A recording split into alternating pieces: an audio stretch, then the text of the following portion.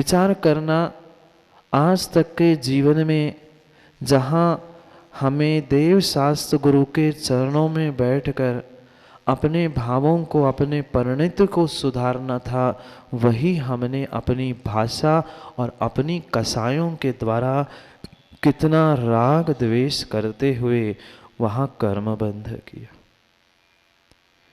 कैसे कैसे भाव हम देव शास्त्र गुरु के चरणों में बैठकर भी करते आए। अगर उन विषयों के बारे में, उन विचारों के बारे में, भावों के बारे में अगर हम कुछ क्षण भी सोच ले तो हमें स्वयं को महसूस होगा कि हमने कितनी बड़ी गलती की है। क्यों? क्या आप तक आज तक राजकुमार भैया आपने कहीं मंदिर में लड़ाई नहीं देखी? क्या आज तक आपने स्वाध्याय करने वाले जीवों को माँ लड़ते हुए नहीं देखा? क्या आज तक आप लोगों ने गुरु के चरणों पर बैठे हुए जीवों को क्या लड़ते हुए नहीं देखा? क्यों हुआ? हमने देव शास्त्र गुरु तीनों को प्राप्त कर लिया, तीनों के सानिध्य को भी प्राप्त कर लिया, जो हमारे लिए भावों के सुधारने के लिए निमित्त थे। हम उन्हीं स्थानों पर कसायों के कारण अपने भावों को बिगाड़ते रहे। बिगाड़ लो, जितने अच्छी तरह से तुम भावों को बिगाड़ना चाहते हो उतने अच्छी तरह से बिगाड़ लो। जितने भाव बिगड़ेंगे उतने तुम्हारे आने वाले भाव बिगड़ेंगे। भले ही मात्र एक डंडी का अंतर है, किसमें? भाव और भाव, मात्र एक डंडी का अंतर है। भाव बिगड़े तत्क्षण में आने वाले समय के तुम्हारे भाव बिगड़ चुके हैं।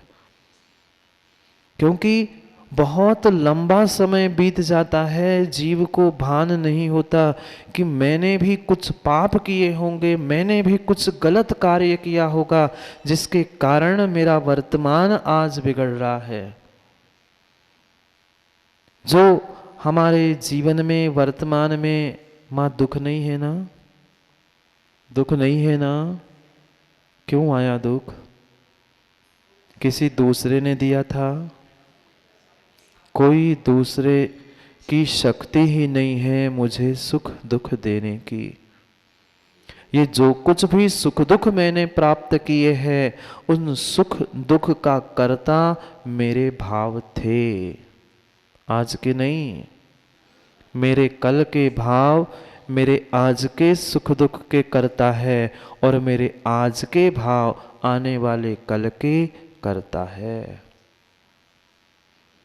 जीव विषय और कसायों में इतना इतना इतना आतंक डूब चुका है, उसे अपने भावों पर विचार करने के लिए समय ही नहीं है।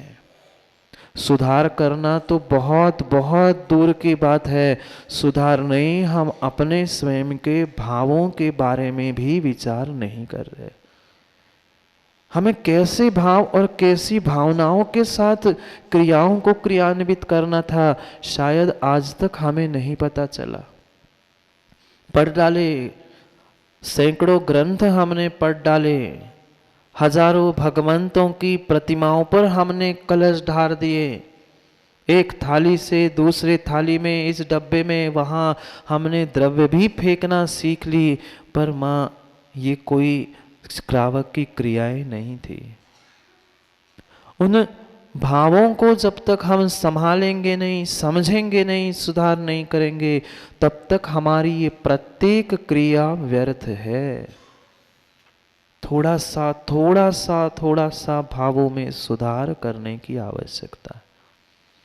हम दुनिया में तो सुधार करना चाहते हैं, अपने जीवन में तो सुधार करना चाहते हैं, सबके जीवन में सुधार आने की भावना भाते हैं, पर स्वयं का जीवन हम आज तक बस बच्चों को सुधार लिया, बच्चों के पिताओं को सुधार लिया। व्यर्थ में कर्ता बुद्धि में हम दूसरों को सुधारने का पुरुषार्थ तो करते हैं, पर स्वयं के जीवन को सुधार नहीं पाए। जब मैं अपने जीवन को नहीं सुधार पा रहा हूं तो दूसरे के जीवन को क्या खाक सुधारूंगा। इसलिए पुरुषार्थ प्रत्येक स्थान पर हमें अपने स्वयं से करना है कि जो भी कार्य करना है पहले हमें अपने लिए करना है, फिर दूसरे के लिए विचार करना है। क्योंकि मैं ही अपने जीवन में इन भाव और भावनाओं से बदलाव ला सकता हूं, अन्य कोई भी लाने वाला नहीं है। क्या आप लोग भगवान की पूजा नहीं करते महेंद्र भैया? कितने वर्ष हो गए? 25, 30, 40? आप अकेले से नहीं, बहुत सारे जीव बैठे हैं, सबसे ही पूछ रहा हूं। माँ 40-50 वर्ष नहीं हुए तो 40-50 वर्ष में इतनी पूजा, इतना पाठ, सब कुछ किया, भगवान ने आपका जीवन सुधारा? भगवान ने आपका जीवन सुधारा? सुधार सकते हैं? नहीं सुधार सकते। ये देव शास्त्र गुरु मात्र निमित्त है, और उन निमित्तों को पाकर हमें अपने परिणाम, परिणति और भाव सुधारने होंगे, तब आने वाले समय में हमारे भाव सुधरेंगे, अन्यथा भाव बिगड़ते ही रहेंगे। कोई भगवान, कोई गुरु, कोई जिनवाणी हमारे सुख दुख का करता धरता नहीं है। 50 नहीं 100 वर्ष तक तुम पूजा करते रहना, कोई भी पाषाण से परमात्मा प्रकट होके तुम्हें आशीष नहीं देगा, तथास्तु सुखी हो जाओ। देगा? नहीं देगा। मात्र और मात्र उन निमित्तों को समझकर हमें अपने भाव और भावनाओं को सुधारना है। महल तो बहुत बड़े बड़े, भवन तो बहुत बड़े बड़े हमने खड़े कर लिए, पर भवन बड़े होने से काम नहीं होगा, भावनाएं बड़ी होनी चाहिए। महेंद्र भैया, आपका घर कहाँ है? नहीं है घर? अभी कल पड़घा के कहाँ ले गए थे? अब सीधे नहीं मान रहे तो ऐसे ही पूछ लेते हैं। किसी पड़ोसी के घर में ले गए थे ना? बोलो ना, पड़ोसी का घर था? अपना नहीं था, फिर पड़ोसी का था ना? हाँ? पर है, पर तो है, फिर अब आज से यही रहोगे ना, घर तो जाओगे नहीं ना? दूसरे के घर में क्या जाना, अपना होता तो घर में जाते। ये भी दूसरे का, वो भी दूसरे का, हम जैसे एक कमरे में, बगल वाले कमरे में तुम रह लेना, मान जाओगे?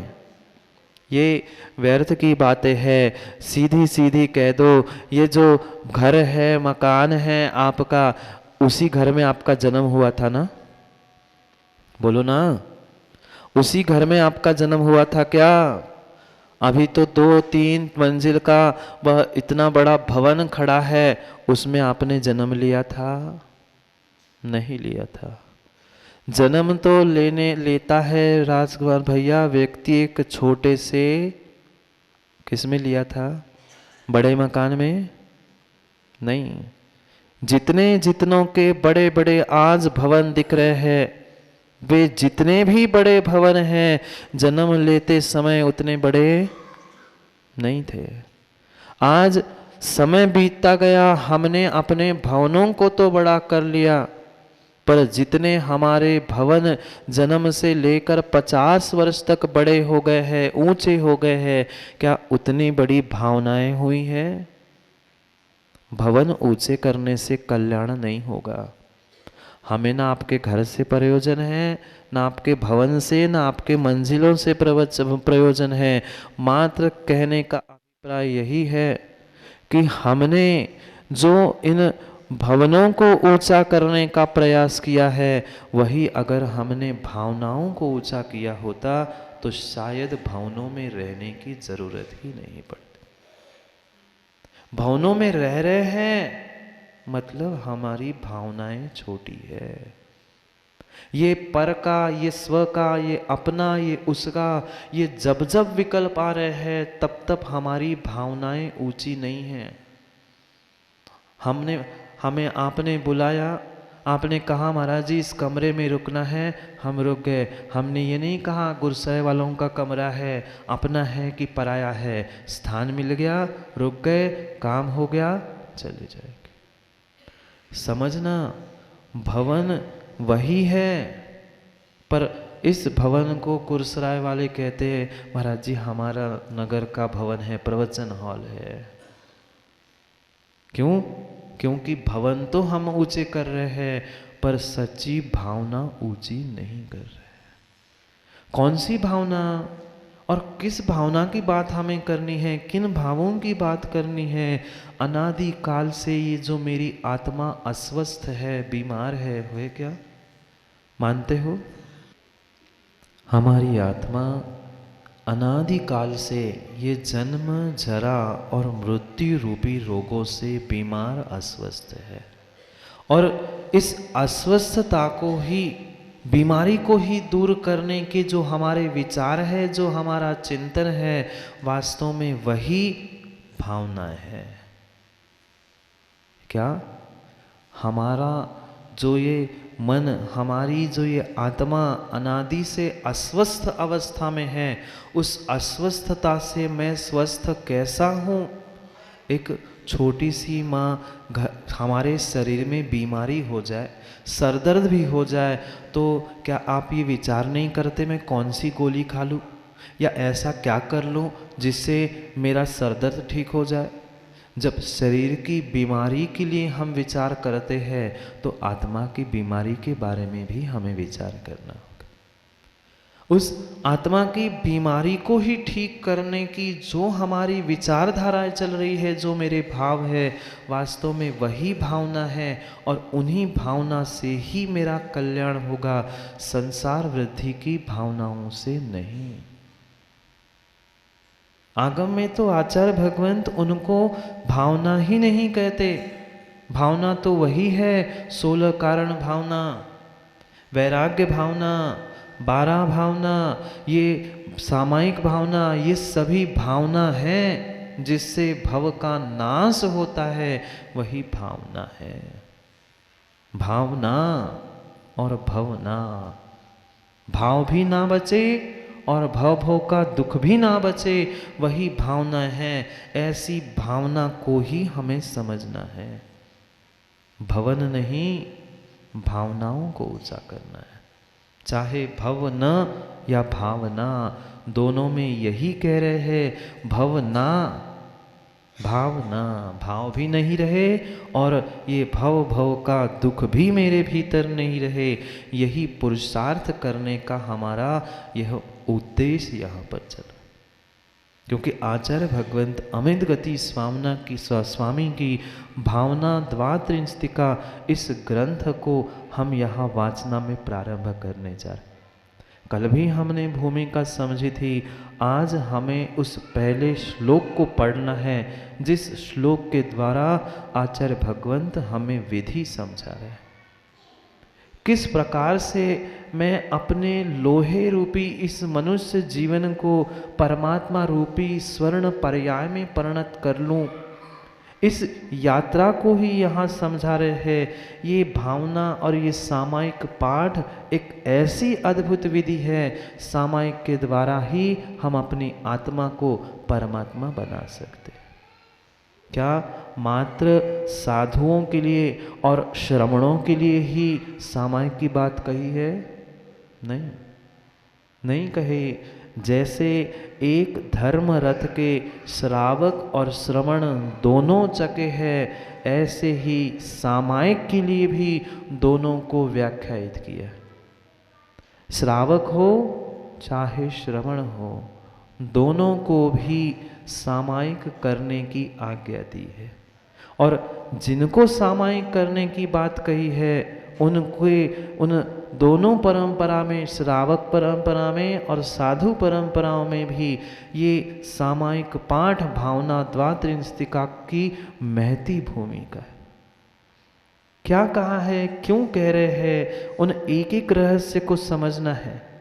किस प्रकार से सामायिक की जाती है और किस प्रकार से सामायिक करनी चाहिए थी, उन सभी प्रकार की विधि को समझाने का प्रयास यहाँ पर आचार्य अमित गति स्वामी के।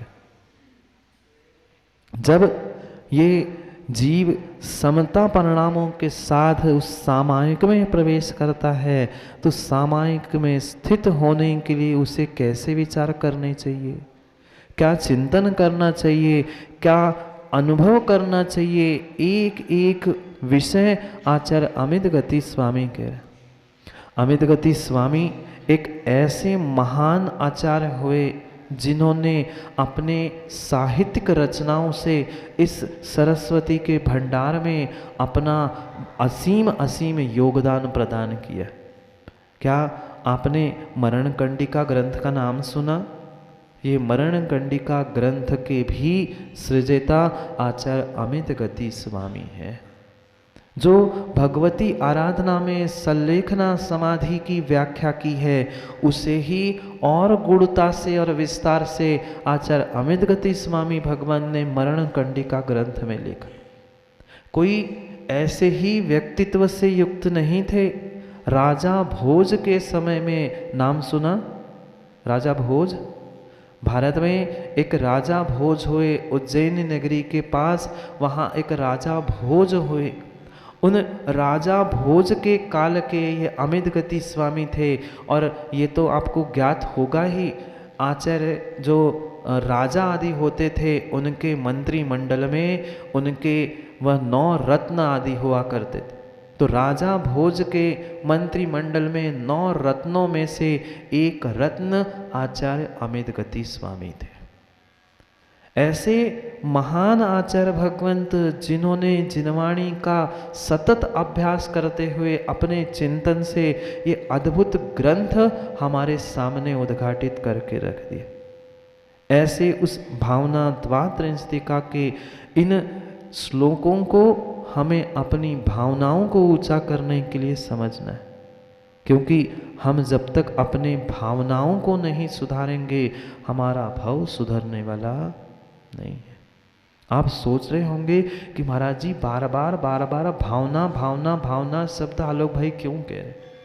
ये एक भावना शब्द का ही व्याख्यान ऐसा है, पुनः पुनः एक ही विषय पर चिंतन करना वही भावना है। चाहे 12 भावना क्या है, 12 प्रकार से संसार विषय भोग आदि के विषय में चिंतन करना ये भी भावना है। ऐसे ही यहाँ सामायिक के लिए क्या चिंतन करना, कैसा विचार करना, उसकी क्या विधि है, ये सब कुछ यहाँ पर इस भावना द्वात्रिंशतिका ग्रंथ में लिख रहे हैं। भले ही कहने के लिए मात्र 32 श्लोक प्रमाण हैं। कितने श्लोक?